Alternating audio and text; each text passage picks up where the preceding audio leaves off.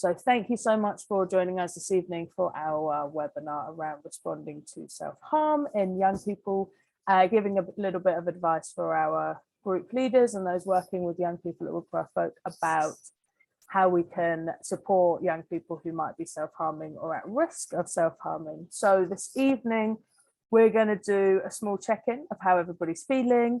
We are going to look at what self-harm is and what the signs are that somebody may be self-harming. We're going to look at talking about self-harm and starting conversations around self-harm and how to support young people, a young person or young people who have self-harmed. And we're going to look at procedures that are in place to practically support individuals, including ourselves as volunteers, and then where we can find some further support. And there'll be time for some questions if anybody has them. To the second question, which is, again, just for us, but what I want people to put in, what is self-harm? So a definition of what you think self-harm is. And I'll share that again.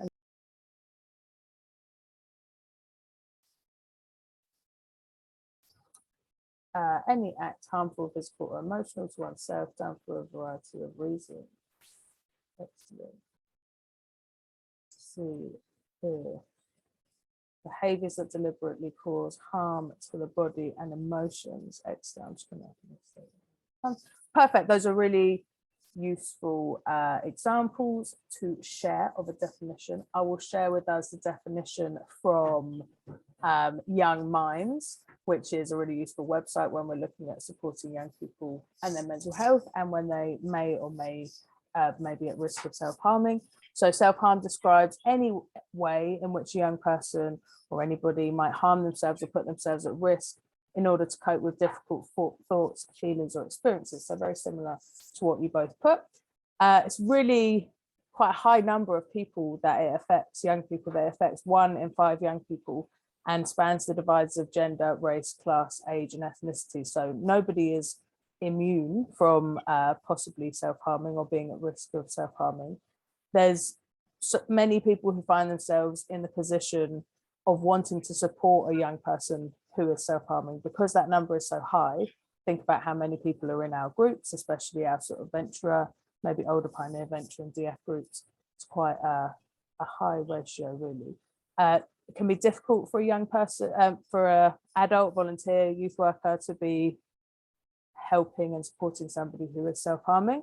And this could be due to a lack of confidence or uncertainty about what to say or do. So hopefully this webinar will help start some of those conversations, but also be able to signpost young people to different sources of support. So we can just share openly in the chat, or we can unmute ourselves and share. What would you consider for people who are in the room to be a warning sign that somebody may be self-harming? So I can share some after, but if anybody's got any ideas, then obvious ones: physical evidence, scars, unexplained injuries. I think also maybe if somebody seems like, if there's a young person who seems to be having a really difficult time, then it might be something that could be something to worry about. Yeah, definitely. So often self-harm comes out of, as we sort of alluded to in that definition, not being able to express your emotions. Some young people find it easier to maybe express their emotions through talking about things or taking part in other activities. And for some people, the lack of being able to express that might cause you to self-harm or to cause injury to yourself. So some of the things that I put down, so there's many indicators of a young person who may be in distress and maybe harming themselves. Most obvious, as we said, is kind of physical injuries, especially those that maybe appear too neat. And if somebody says, oh, you know, I got this injury from falling down the stairs, but it's an obvious that it wasn't an injury that was caused by falling down the stairs or something like that, then that might start to cause some concern, or a sign that starts to worry us or bring concern to an adult. Other signs can include things like secrecy or kind of disappearing in times where there might have been an argument. This is especially kind of prevalent when we're talking about being at camp or in a residential, or something big like Common Ground or V Camp that's happening next summer. So also wearing long and baggy clothes, covering arms and legs, even in hot weather. This summer, I mean, with the temperatures getting hotter, this is maybe something that we're going to see more in the summer, of people that are trying to hide things, kind of looking for increasing isolation and unwillingness to engage, whether that's with their friends or in woodcraft folk activities. Often young people who are self-harming or are at risk of self-harming, maybe have negative self-talk, so often saying things like, oh, I can't do that, I'm useless, or that's not for me because I'm worthless. They're kind of maybe presenting signs of being hopeless or aimless. Avoiding changing in front of others, again, this could come up at a residential or a camp or something like that, although there are many reasons that teenagers especially won't want to change in front of each other and don't have to, so that's fine. People may be avoiding things like sleepovers, camps, residentials, because they don't want to share with others what's going on. Reckless behavior, which I didn't put here, can also be a sign of self-harm, and also putting oneself in risky situations. Maybe young people binge drinking or taking drugs or even kind of smoking can be a sign that they're sort of causing harm to themselves, even if that's in a less direct way than things like cutting themselves, burning themselves, or other forms of causing injury. So it's worth kind of considering these things. Some of these things obviously can be signs of other things such as anxiety, depression, or even a sign that somebody is maybe experiencing abuse or neglect in other parts of their lives. So we shouldn't always assume that if these things are going on, that somebody is self-harming, but that these are the things that we could be looking out for. So we would go into breakout rooms, but I think that we can do it together. If you were worried that a young person may be self-harming, somebody from your group, or even somebody that you were friends with, or kind of another volunteer, for example, how would you open a conversation with a young person about this? What phrases or questions would you be more likely to use, and what phrases or questions would you avoid using? And would your approach be different depending on the age of the young person or the person that you're talking to? So have a moment to think about it, and then feel free to share any things that come to mind. Well, jumping straight to the last question, I deal with Elfins mainly, and it's really hard to to give this to anyone at the age of 9 or under. Completely. And I think it's quite rare that we would see this in an Elfin group, but I'm sure that it's not completely unheard of, depending on what that young person's situation is. But I get, yeah, sorry, Nadia, you go. No, I was just unmuting myself so I could say something when I was ready. So please go on. I was just going to say, sometimes it's easier sometimes for myself, I guess, to think about how, like I say, might approach this with a peer, and then look at whether my approach will be different depending on the age of a young person. So I guess asking if somebody's okay is often a good sort of conversation starter to find out how somebody's feeling, obviously, but often if somebody hasn't been given those channels to sort of share if they're okay or share what's been going on for them, then that can also be a reason why they haven't spoken to somebody before. Yeah. So just starting a conversation like that, I guess. Yeah, I'm quite mindful that it's like something that is probably quite private, like people feel quite private about. And so I guess when it's somebody who's under 18 and you're kind of in a duty of care, there's more of a responsibility to make sure that they're not kind of harming themselves. Because I would want to be able to be like not discreet, but I would want to be able to like respect the privacy of the person, whether or not they're a child or an adult or a young person or whoever. But I feel like I'd probably be more inclined to not cross the boundary, but like be a little bit more pushy with a young person about it. And yeah, you can start by asking how they're feeling. You know, I don't know, if there's anything that's been particularly difficult for them, whether or not they feel that they have coping strategies and those kinds of things. I don't know whether, and this is, I've been thinking about this since the start of today's webinar, but I don't know whether or not you speak about like harm reduction when you speak about self-harm, or whether or not that's something that you would talk to young people about. Do you know what I mean by harm reduction? As in sort of what forms of self-harm might be more damaging to one's self? Is that what you mean? Yeah. And like, if you're going to be doing it anyway, like doing it in a way that's at least not going to put your life at risk or going to put you at risk of any serious like infection or you know.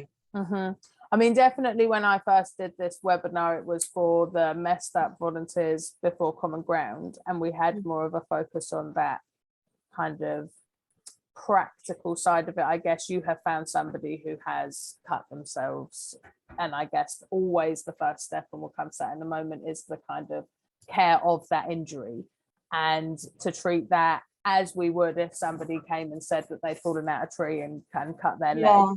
Because I guess bringing back to these questions of what phrases or questions would you avoid using, and as you're saying, Nadia, you wouldn't kind of shout across the room, oh, I can see that big cut on your arm, what's that from? And maybe being subtle and having discretion, but also when it's somebody who's in our care, making sure that we do try to get an answer, whether that's straight away or through different conversations and different ways. I think we'll come back to some of those things. Well, Billy Joe, any other thoughts?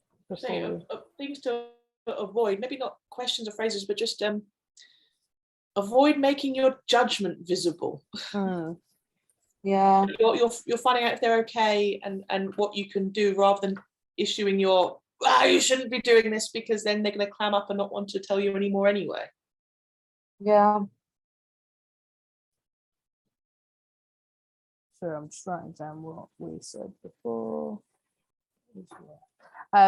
Definitely. And also I think trying to show no judgment, even if you think as a leader or as an adult that what they're saying is maybe not worth cutting yourself over or not worth causing yourself harm over.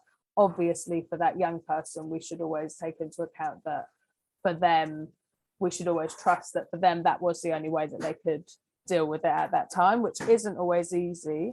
And I think especially within woodcraft folk groups, we can often be working with young people, especially by the time they're venturers and DS, but people that we've known for quite a long time, if we've seen them grow up in the organisation. And so it can be a bit more of a reaction of sort of what we think is caring by saying that wasn't the right thing to do or not the right way to deal with it, but that's not going to be so useful in the moment, as it were. We come to the next slide. I'm really terrible at making PowerPoint, sorry, so I just dump all of the information there, but it's good reading. So all conversations we should try to document as much as possible, even if that's after the conversation has taken place, just like with any safeguarding issue or concern that we have about young people. We should try as hard as we can to make the young person themselves, or the person who we're worried about, should be the sole focus of the attention. So finding a quiet space to talk, not kind of doing it in the middle of the news circle, not doing it in sight of anybody else. So saying, also following our general safeguarding practice, if we're taking one individual aside to have that conversation, then saying to the other leaders in the room, I'm just taking so-and-so to have a chat, or we're just going to go and get the squash ready for the break or something like that.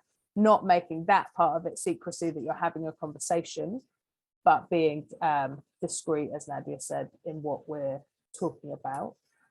During the conversation, it's really important to do kind of active listening, not trying to solve the problem. If the young person tells you that they've done this because they have had a breakdown in their relationship or because they're upset about something that's going on at school, we shouldn't try to solve those problems by saying, oh, well, maybe you should always get your homework in on time or anything like that. That's not our job at that moment. It's just our role to listen and to reaffirm that those feelings are okay to have, and actually it's fine to not be okay, but that maybe at that point, it's maybe not even useful to say the other ways of dealing with it and let the young person tell their story.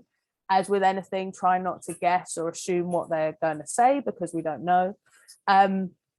As Billy Joe just said, not judging, trying really hard if we feel judgment inside, which is also okay, that we're trying not to share that with the young person.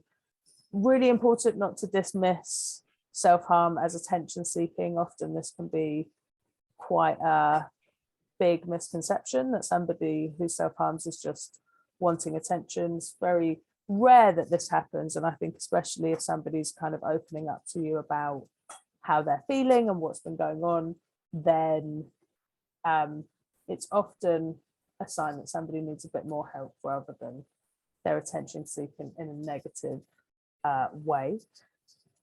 As with any disclosure or concern that a young person's sharing with you, it's really important to not be unrealistic about confidentiality, and that we're obviously not going to be telling everybody about the situation, but we will be telling the people who need to know. That won't always necessarily be parents, but that might include parents if it's something that we feel parents can be helpful in supporting the young person the best we can. Recognizing that talking about it with somebody else is actually often the first step of sort of moving forward and finding new ways to deal with the feelings that we have. Often people think that if you talk about self-harm, it kind of encourages the person who's self-harming or at risk of self-harming of doing it more. So similar with talking about things like suicide and that kind of thing. Often actually talking about it can make a young person or anybody feel less likely to do something, because they think somebody's looking out for them and that they know that that person might notice if it happens. We're not going to be able to necessarily stop somebody from self-harming again, but we can definitely open the channels of help getting them on that first step of the journey. We should always be clear about the next steps of what we're going to do. So things like, I'm going to talk about your group, I'm going to talk to your group leader about this, or I'm going to talk to the safeguarding officer about this, or even I'm going to call one of the kind of other support services and talk to them about this. Always be clear with young people about that, because the worst thing would be for them to think that it was confidential between just them and an adult, and then to feel like their trust had been betrayed. So always be clear about that. Recognize how hard it is for the young person to be sharing, and always try and keep calm, even if you don't feel calm at that moment, and sometimes it can be really scary. Try to respond as calmly as you can. These kind of situations, if a young person, especially if a young person has self-harmed during a camp or a residential or even at a group night, it's important for this to be treated as a safeguarding issue, and including this in your local safeguarding plan about what the procedure would be to deal with this. And I found this video, which I thought was really good, from the Samaritans, if it's going to load, which is how to support somebody who is self-harming. So if the computer allows, I'll share this with you as well. And I thought that this was also quite a good one to share with young people who maybe want to support each other, who might be, if they've got a friend who's self-harming or somebody else in the group self-harming. So if I just share this, give me a thumbs up to know that you can hear it when it starts. Self-harm is a growing problem, especially among young people. However, there's a lack of understanding. This might make parents, family and teachers react in unhelpful ways. Self-harm is a sign of serious emotional distress. It's important to respond sensitively, though it's natural to feel panic or confusion at first. Try to remain calm. Listen. Acknowledge the emotional distress. Show care and concern. Be non-judgmental. Don't expect self-harm to stop immediately and permanently. Recognise it will take time to feel better. Offer as much help as is needed. Access more formal support together.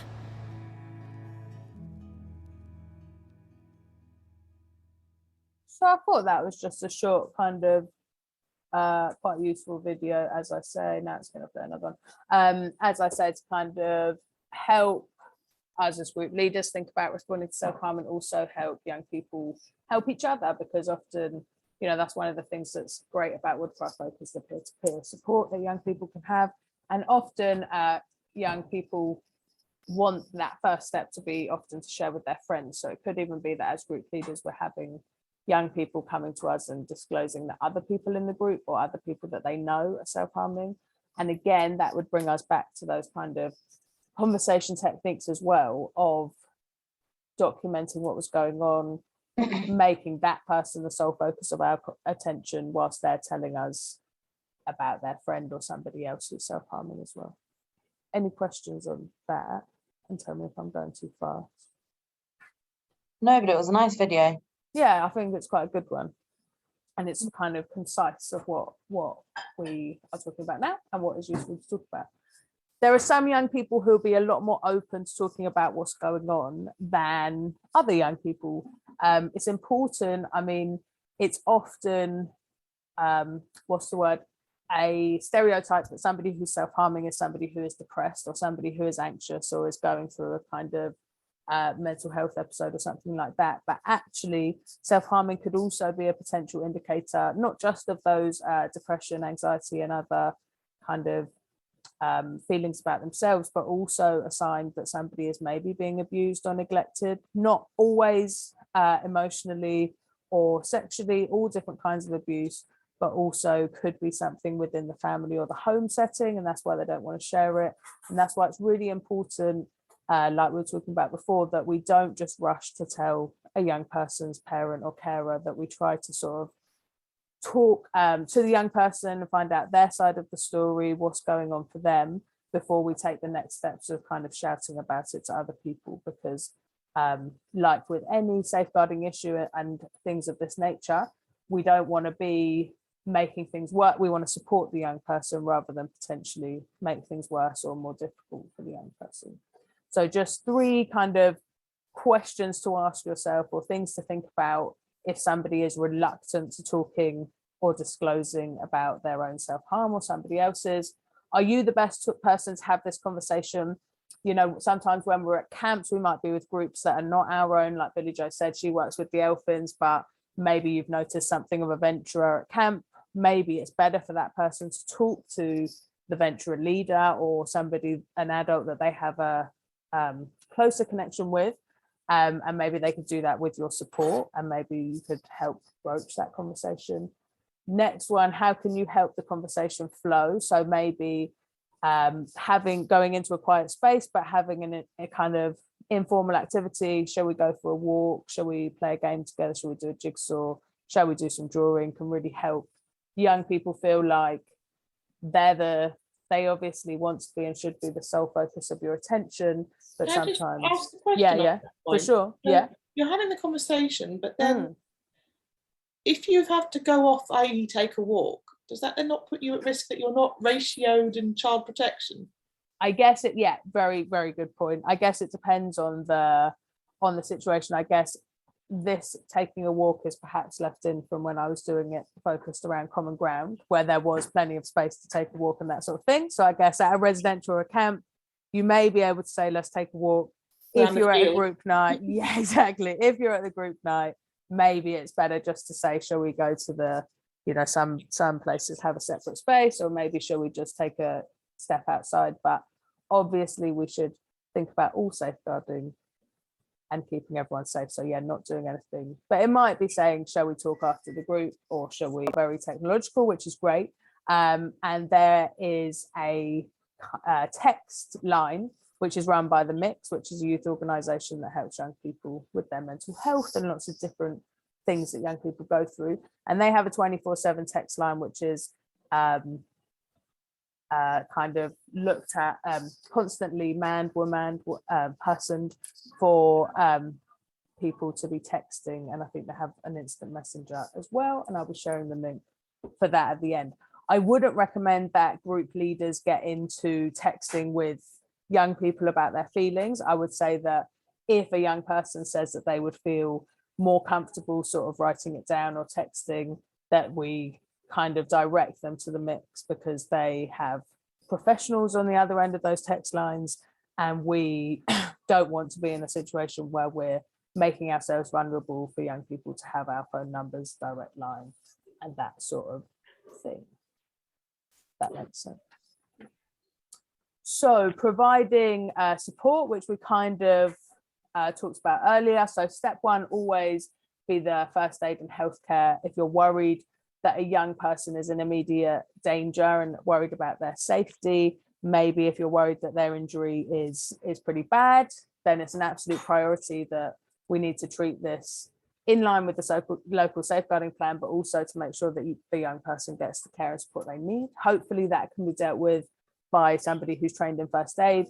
That might need to be dealt with by calling an ambulance in the worst case scenario and that sort of thing. If you're worried that a young person's at risk, again, this is more likely to come up in camps and residentials, but if you think that they're likely to self-harm whilst they're in your care, then they shouldn't be left alone, and it should be kind of decided by the adults who are leading the residential or in some cases the group night, what the best thing to do. Is it best to call the parents? Is it best to call another service? Is it best to get, as I say, get this young person to have some medical treatment? Again, another reminder to try and make sure that all discussions are recorded, ideally written down so they can be referred back to. Also that we should be informing our local safeguarding officers so that they can, as ever, compile a picture to see whether this is something that more than one person has brought to their attention, or again, something that more young people are becoming worried about an individual or individuals within the group. And we can provide the young person with information about wound care. And I think that also comes down to what Nadia said before around, you know, what potential damage that they're doing to themselves and whether there are different ways of doing that. I mean, there's lots of information out there on Samaritans and Young Minds about keeping implements clean and making sure keeping our wounds clean and that sort of thing, which can also help the young person to feel supported, but it's not a complete, that they're not the only person in the world that has kind of resorted to self-harm, and that there is help out there for them, and that there are different ways to express their emotions. But if this is their way at the moment, then that can be kind of made as safe as possible, I guess is the best way to put it. There are also alternatives, obviously, to self-harming, and some really helpful advice on the NSPCC website about the alternatives. So some of the things that young people have shared that they said that they found useful, helpful as different strategies to, as I said before, sort of express those emotions that they were finding hard, or feelings they were finding hard to express, and that they were resorting to self-harm. Things like painting, drawing, holding an ice cube in your hand until it melts can cause that kind of sensation of something hurting but not causing kind of long-term damage. Writing down your feelings, wearing an elastic band and snapping it every time you feel the urge to self-harm, listening to music, punching or screaming into a pillow, talking to friends and family, taking a bath or a shower, exercise, watch your favorite funny film, which is not always the most easy on the campsite, but I'm sharing these suggestions because these are some of the things that we can consider building.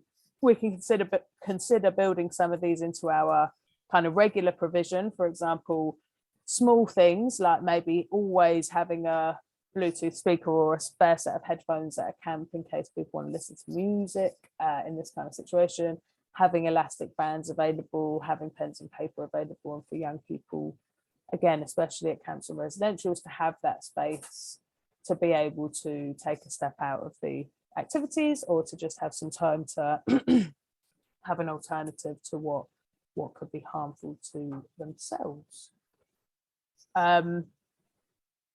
It's also really important that we're safeguarding our own well-being, because it can be quite emotionally challenging supporting a young person who's self-harming. So it's really important that as volunteers, sometimes as parent volunteers, sometimes as adults, to have other relationships with young people within our groups, because we know them outside the group, or we've known them for a long time, or know their parents. So it's important that we also receive regular support, and that we can kind of go to our other fellow group leaders and to our safeguarding leads, and also to the lead safeguarding lead of Woodcraft Oak, who is Owen, and talk about things that are going on and make sure that we're not putting ourselves in vulnerable positions or being triggered by different things of supporting a young person and listening to them. So once again, to go through the important top tips, don't keep things to yourself. For your own well-being as well, it's good to share things with our local safeguarding leads,